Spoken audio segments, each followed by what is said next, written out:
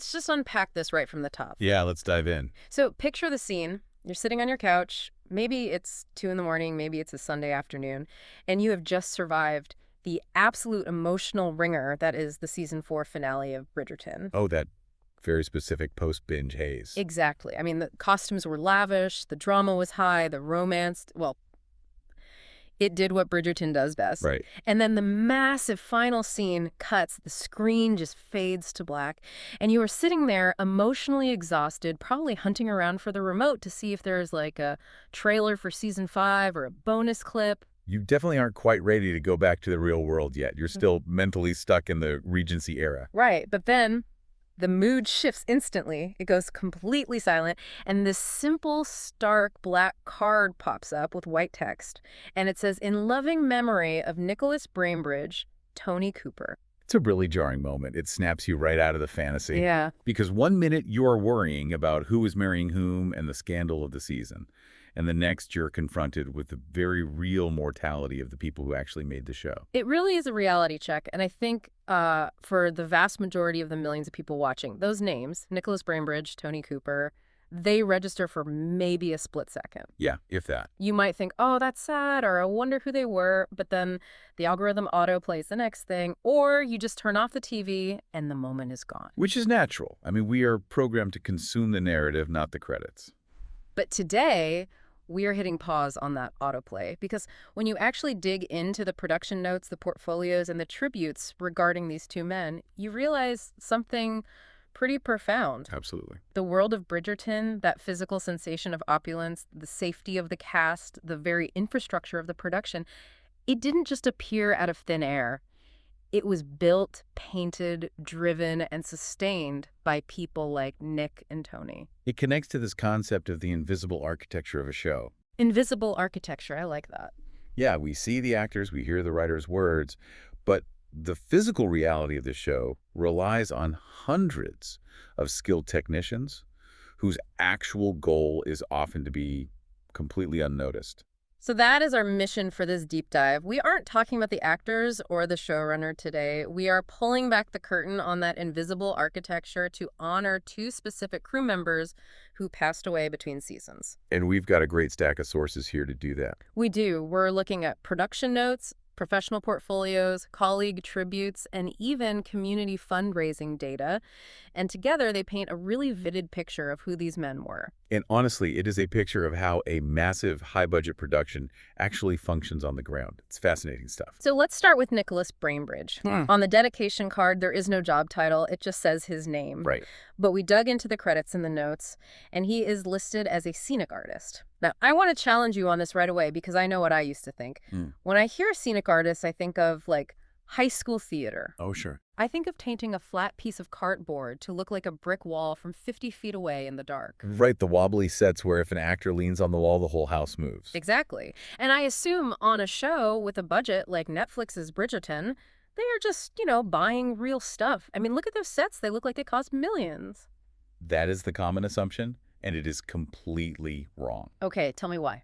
If you think they are just buying real stuff or filming exclusively in real historic locations, then the scenic artist has done their job perfectly. So interesting. Let's look at the technical reality here. A scenic artist isn't a house painter. Nicholas Braimbridge held a BA honors in fine art from way back in 1983.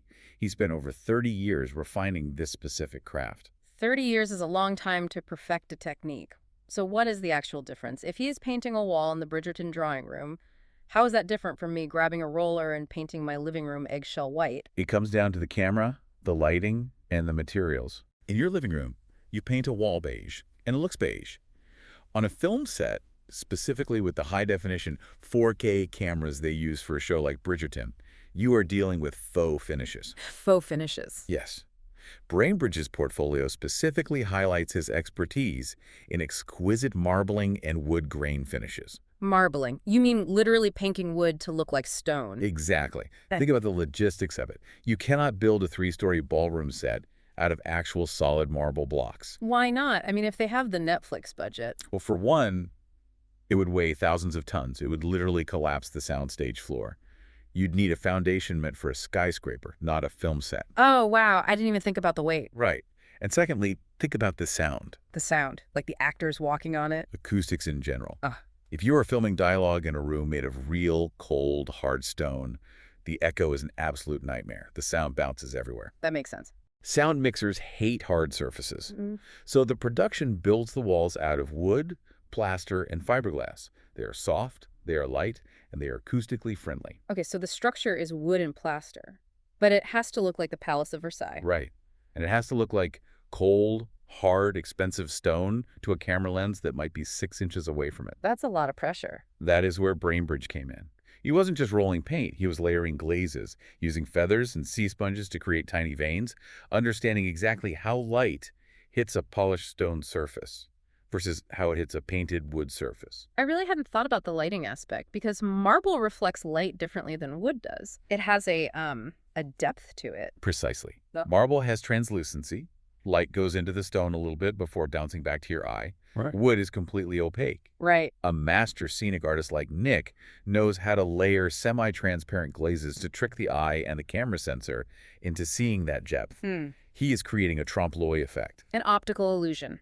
Exactly. An illusion that convinces your brain you are looking at wealth, history, and permanence when you are actually looking at a temporary set in a warehouse in West London. That is wild. It's basically alchemy, turning wood into gold, or marble in this case. It really is. And it's interesting you mentioned his background earlier. You said he graduated in '83.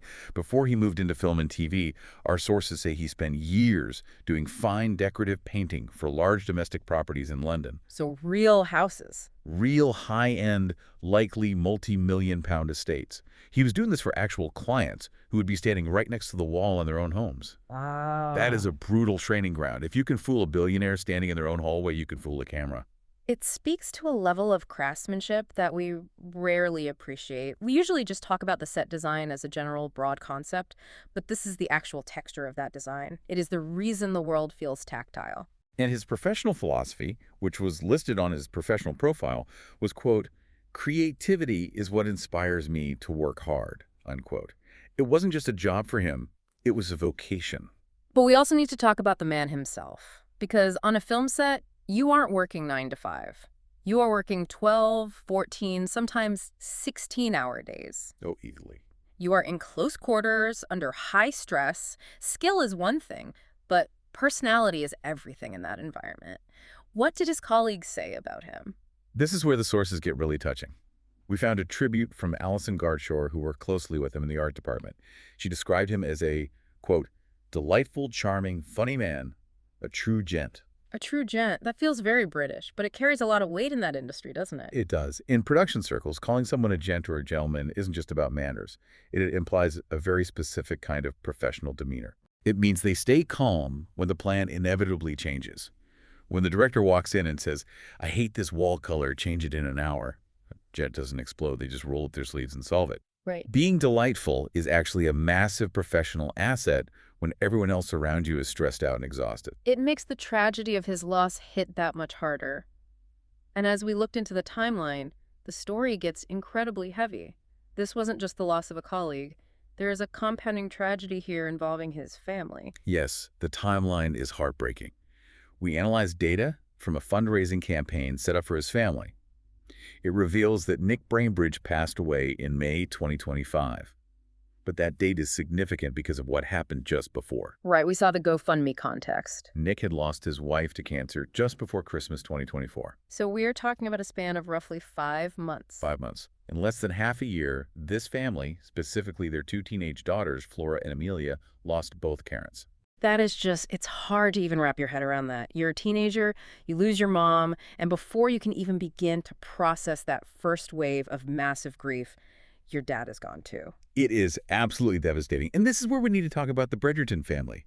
Yeah. We hear that phrase a lot in press junkets. Actors say, "Oh, we're such a family on set." Yeah. And it often feels like PR fluff. Right, a marketing line. But when you look at the reaction to Nick's death, you see what that actually means when the cameras are off and the red carpet is rolled up. Break down the response for us, because the data from the fundraiser was pretty revealing about the culture of that crew. So Alison Gardshaw, the colleague we mentioned, organized a campaign specifically for the daughters. The goal was £8,000, likely to help with immediate costs, maybe funeral expenses, or just living money for the girls. Sure. But looking at the final numbers, they raised over £11,500. Which is great and hopefully provides some cushion for them. But the number that jumped out to me in the sources was the quantity of donations. Exactly. It was over 133 individual donations. See, that tells me a story. If it was just the studio or the producers, you'd see maybe 5 donations of £2,000 each. You know, here's a check. Sorry for your loss. But 133 donations, that implies something else entirely. That is the crew. Yeah. That is the grassroots. That's the lighting technicians, the carpenters, the other scenic artists, the drivers, the production assistants. Yeah. People pitching in 20 pounds, 50, 100. It shows that Nick wasn't just the guy who painted the walls in the background. He was known. He was liked. And when his daughters were left in this impossible situation, the workplace stepped up as a genuine community. It really humanizes the credits for me. You see that wall of text scroll by at the end of a movie, and it is just data. But every one of those names is a person who likely threw 50 quid into a pot to help 2 teenage girls they might never have met, just because their dad was a true gent. It transforms the dedication card from a formality into a promise. It's the production telling those girls, we saw your dad, he mattered, and we haven't forgotten him. Absolutely. And that brings us to the second name on that card, Tony Cooper. Tony Cooper. Now, his role was listed as unit driver, and again, I am going to play the skeptic here, or maybe just the ignorant host. When I see driver, I think of an Uber, or maybe someone driving a minivan from the hotel to the set. It sounds, I don't know, simple? It sounds simple until you understand what a unit actually is. Okay, tell me. A film unit isn't just a few people. It is a traveling circus of hundreds of people, millions of dollars of equipment, delicate costumes, makeup trailers, massive catering trucks, and very expensive talent. The unit driver is basically the circulatory system. If the driver doesn't move, the production dies. So it's less about driving and more about complex logistics. It is high-stakes logistics. We are talking about moving the entire base of operations from one location to another safely and exactly on time. And look at Tony Cooper's resume. This is where it gets really wild. We aren't talking about a guy who just drove a minibus around the corner. What was on his list? Because Okay. I saw some massive titles in the notes. His credits are absolute top-tier blockbusters. Mission Impossible, Dead Reckoning Part 1 and 2, The Batman, Ghostbusters, Frozen Empire, Black Widow, Wonder Woman. Okay, hold on. Mission Impossible. That is a massive global stunt-heavy production. You're dealing with Tom Cruise jumping off mountains. Exactly. And then he pivots to The Crown and Downton Abbey, A New Era, and finally Bridgerton. That is a huge range, but is the job different? Driving for a massive action movie versus driving for Dame Maggie Smith? The cargo changes, but the pressure doesn't. Think about Mission Impossible. You're likely dealing with difficult terrain, tight schedules, and massive stunt rigs. You cannot be late.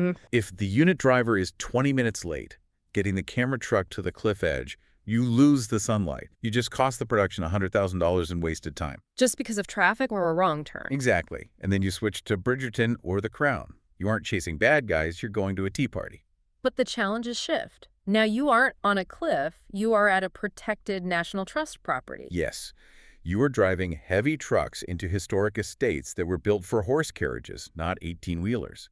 You have to navigate extremely narrow gates, protect the grounds, and ensure that the actors, who are in delicate, heavy period costumes, get from the trailer to the set without ruining the look. I hadn't thought about the historic estate aspect at all. Bridgerton films in these ancient palaces and manor houses. You can't just plow a truck through the Heritage Rose Garden. No, absolutely not. One mistake by a driver hitting a gatepost, getting stuck in the mud, backing into a statue can shut down the entire day and cause a massive insurance claim. And the PR nightmare. Not to mention the reputational damage. If you ruin the lawn at a historic estate, they will not let the film crew back. Ever. So Tony Cooper was the guy they trusted to thread that needle? Exactly. The fact that Cooper was hired for Mission Impossible, The Batman at Bridgeton, tells you he was incredibly reliable. You don't get called back for franchises of that size if you are difficult, if you get lost, or if you scrape the trucks. He was operating at the absolute peak of his profession. It's interesting to think of them side by side. Nick Braimbridge and Tony Cooper. One is responsible for the illusion, the paint, the look, the fantasy, and the other is responsible for the reality, the trucks, the mud, the rigid schedule. It's the two halves of filmmaking, Hmm. the artistic and the logistical. And usually the better they are at their jobs, the less you actually notice them. What do you mean by that? Well, think about it. Yeah. If Nick does his job perfectly, you don't say, nice paint job. You say, wow, look at that gorgeous marble column. He disappears into his work. Right. And if Tony does his job perfectly, nobody talks about the transport at all. The actors are just there. The cameras are just there. Nobody notices the logistics because nothing went wrong. Their excellence is defined by their invisibility. Invisible architecture. I really like that term. It's the things that have to happen for the actors to even have a platform to speak. And that is why Bridgerton and Shondaland Productions in general have this culture of the title card. It is worth noting, this isn't the first time they've done it. They did it for the Queen Charlotte spinoff, too. They seem to make a concerted effort to acknowledge that the show is bigger than just the faces on the poster. One of the articles we reviewed had a quote that really stuck with me. It said, Bridgerton, quote, would not be the show we all know and love, unquote, without these behind-the-scenes roles. And that feels so true. If the walls look like painted plywood, or if the camera truck didn't show up to the palace, there is no show. It challenges us as consumers, doesn't it? We live in an era of content. We consume it so fast, but we forget that content is actually craftsmanship. It's hundreds of people, real people with families, spending months of their lives away from home to make those 60 minutes happen. And sadly, in the case of Nick Braimbridge, the cost of that dedication was that he was away working in an industry that demands so much right up until the end of his life. It brings a somber reality to the joy of the show. We watch Bridgerton for escapism. It's bright, it's colorful, it's happy, but the making of it is real life, with all the tragedy and loss that comes with it. So as we wrap up, when we step back and look at the legacy here, what are we ultimately left with from these sources? We have Nick Braimbridge, the artist who could turn wood into marble and paint into luxury, giving the show its visual soul. Yeah. And Tony Cooper, the logistical rock who moved the unmovable from Mission Impossible to the Regency era. Both masters of their craft. And both clearly beloved by their community. I keep thinking about those 133 donations for Nick's daughters. It proves that a film set isn't just a factory. It is a village. It really is a village. So here is a final thought for you to chew on, listener. The next time you're watching Bridgerton, or honestly, any high production series, and you see a character sweep into a grand room, don't just look at the dress. Don't just look at the actor. Look at the wall behind them. Ask yourself, who painted that to make it capture the light just so? Who made that plywood look like history? And ask yourself, how did all this stuff get here? Who navigated the truck through the narrow gates of that 300-year-old estate at 4 in the morning so the lights would be ready when the sun came up? The magic on screen isn't actually magic. It is work. It is talent. And it is people like Nick and Tony. A sober but really important deep dive today. Thanks for joining us to honor the hidden hands of Bridgerton. We'll catch you on the next one.